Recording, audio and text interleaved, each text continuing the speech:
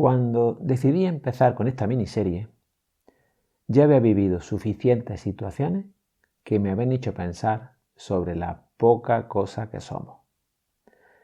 Nadie discute que seamos capaces de realizar las mayores hazañas imaginables, pero no hay que olvidar de lo que estamos hechos y la fragilidad que ello supone. A lo largo de esta miniserie partiremos de esa debilidad para ver las implicaciones que tiene y sobre todo cómo convertirlas en algo que juegue a nuestro favor. Quédate, que esto te interesa.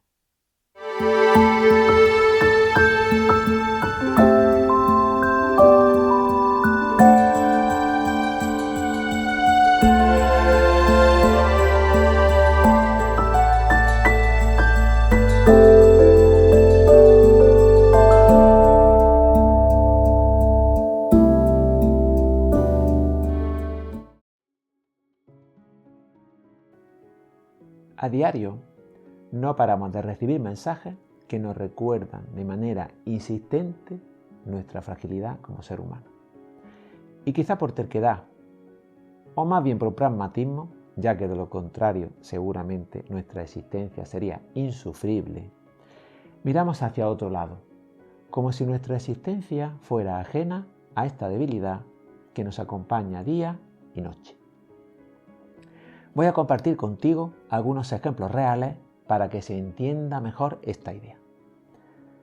Fernando era un tipo sano, alto, recio, una de esas personas que de un empujón fuerte no lo tiras al suelo. Un conversador de charla viva, inteligente, despierta. Tenía una curiosidad innata que le llevaba a interesarse por multitud de campos muy heterogéneos. Desde la fotografía, el tiro con escopeta, la teoría de señales o las artes marciales. Ingeniero de telecomunicaciones y profesor de universidad, como suele decirse, ya tenían su vida resuelta. Estaba casado y con hijos. Todos los días cogía su coche para ir a dar clase a la facultad. Pero un día, de repente, cuando estaba en mitad de una clase, notó una molestia en los ojos. Al terminar la clase, se dirigió al cuarto de baño y allí pudo comprobar que se le habían puesto rojos y que empezaba a ver algo borroso. Sin darle mayor importancia, lo achacó a que la noche anterior no había dormido bien, por lo que humedeció su cara con algo de agua fresca y se preparó para la siguiente clase. Una semana después, camino del gimnasio, experimentó una ligera pérdida de equilibrio, a la que no le dio mayor importancia, terminando su rutina de entrenamiento con normalidad. Al día siguiente ya no pudo salir de casa y para moverse tenía que ir apoyándose en las paredes para no caerse. Para colmo de males, además, al poco se le metió un dolor continuo en el costado, de día y de noche, que le impedía dormir. Probó con todo tipo de calmantes, pero ninguno hacía efecto. El médico de cabecera lo derivó rápidamente al especialista.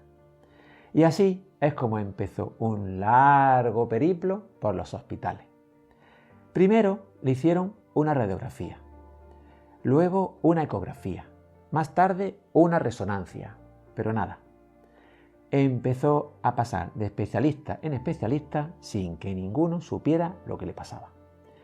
Algunos le hablaban de estrés, otros de ansiedad, pero como el que dice algo para quitarse de encima la presión del desconocimiento. Era bastante descorazonador ver cómo cada especialista, ya fuese oculista, otorrino, digestivo, pulmón o corazón, se encogía de hombros sin poder darle una respuesta a la sencilla pregunta de ¿qué me pasa, doctor? Para incrementar su desánimo, su mente empezó a imaginar todo tipo de males. Total, nada era descartable. Su vida había dado un giro de 180 grados.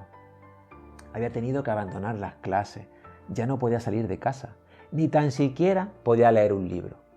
Tenía una sensación de mareo constante, dolores continuos y no conciliaba bien el sueño. Se despertó un día y se preguntó, pero ¿cómo es posible que mi vida se haya convertido en un auténtico infierno de la noche a la mañana? Su itinerancia por los hospitales continuó. Las pruebas se sucedían y no fue hasta 4 meses más tarde cuando en una de las múltiples radiografías, en el informe del radiólogo, aparecieron las palabras adenopatía pulmonar, que para los mortales se traduce como inflamación de los ganglios linfáticos.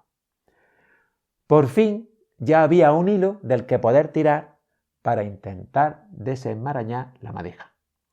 A raíz de este informe, el médico empezó a considerar varias patologías y ordenó hacerle una biopsia con el fin de recabar una información clave que debería ser determinante para el diagnóstico.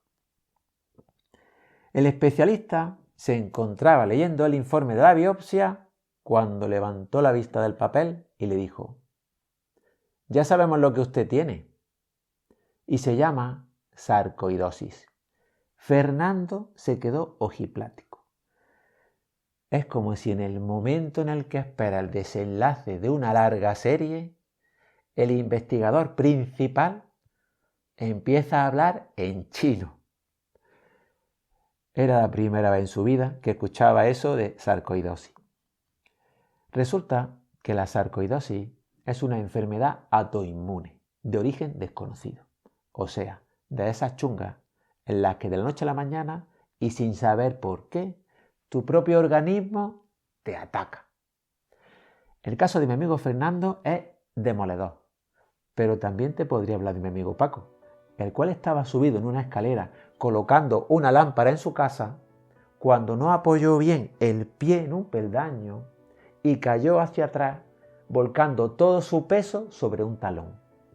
A las pocas horas se encontraba en un quirófano en donde una virtuosa cirujana tuvo que utilizar 11 tornillos para reconstruirle el calcáneo, y con la triste noticia de que ya no volvería a correr. Igualmente, podríamos hablar de Elena, que súbitamente dejó de escuchar por un oído. Como resultado de su visita al otorrino, descubrió que existe una cosa que llaman acúfenos, y que además de su pérdida de audición, estaría escuchando un sonido inexistente el resto de su vida. Si te das cuenta, todos ellos tienen en común una cosa, y es que en un instante te cambia la vida.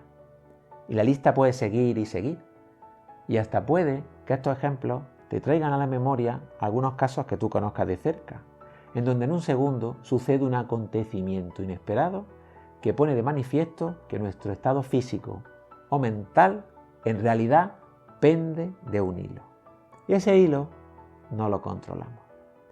Que no haya quien se equivoque y concluya que al final va a ser mejor quedarse en casa sentado en el sofá, ya que hasta sentado en el sofá puedes acabar en urgencia pidiendo a gritos que te administren lo que sea para calmarte un dolor insoportable en el preciso instante en el que tu cálculo renal ha decidido reanudar su viaje por el uréter.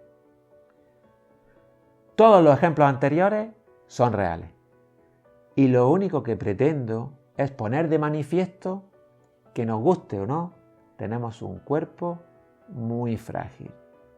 Se trata de un organismo extremadamente vivo, y cuando digo extremadamente vivo no lo digo por decir, ya que cada segundo genera casi 4 millones de células nuevas. Sí, has oído bien, cada segundo. Lo que significa que cada día genera 330 millones de células nuevas, siendo similar el número de células que se destruyen. Visto así, es más fácil comprender por qué nunca estaremos libres de desarrollar cualquier tipo de alergia, contagiarnos de cualquier tipo de enfermedad, o incluso de desencadenar por nosotros mismos y de forma completamente involuntaria un proceso interno que nos ponga en jaque.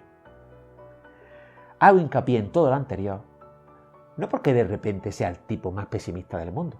Afortunadamente, sigo siendo tan optimista como siempre, sino porque es importante que quede bien claro el delicado equilibrio que nos acompaña día y noche, el cual puede romperse en cualquier momento por situaciones totalmente ajenas a nosotros. Bien, ya hemos visto la letra F y la H de fragilidad humana. Ahora vamos a por la última letra del acrónimo FI, la I de infinita. Ya sé que aquí habrá muchos que dirán, hombre, infinita no será, ya que en el peor de los casos durará hasta que te mueras. Y no le falta razón, pero a lo que me refiero es al hecho de que el haber padecido N dolencia no te salva de que puedas sufrir la N+1. Y lo que sí debes tener claro es que hasta que llegue el momento de exhalar tu último aliento, tu capacidad de padecer no tiene fin. No se trata obviamente de estar pensando cada segundo que nos puede pasar algo malo, pero tampoco venirnos arriba e ignorar por completo la realidad de lo que somos. Y ahora es cuando empieza lo verdaderamente interesante. ¿Cómo debería repercutir esta idea en nuestro día a día? ¿Hasta dónde nos afectan las implicaciones que se derivan de ella? En los siguientes episodios veremos cómo nuestra fragilidad puede convertirse en un motor que nos ayude a transformar la manera de entender el mundo y hasta nuestra forma de vivir. Bienvenidos a la fragilidad humana infinita. Sueña lindo corazón, sueña lindo, que la herida que dejó ya no duela más. Cómo es que me duele el no saber, cómo es que me duele el no saber.